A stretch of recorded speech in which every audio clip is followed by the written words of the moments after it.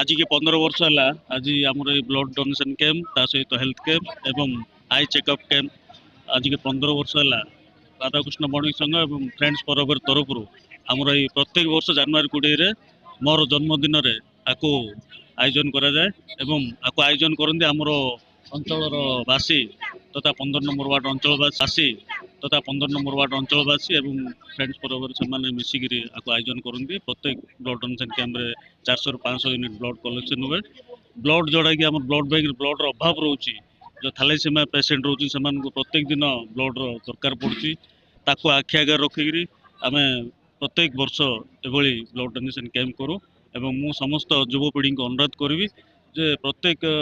युवपीढ़ी जन्मदिन में कौन भल दिन में एमती ब्लड कैंप करी स्वास्थ्य कैंप एमती सामाजिक कार्यक्रम कर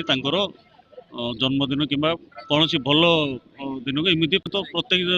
कैंप 400 ରୁ 500 यूनिट सफिशिएंट जेहेतु अधिक 500 ରୁ अधिक जदि हूँ माने से ब्लड माने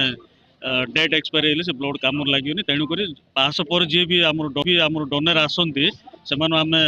रिजर्व रखी था जो जेको समय ब्लड दरकार पड़े से ब्लड बैंक में ब्लड दिखती युवपीढ़ी को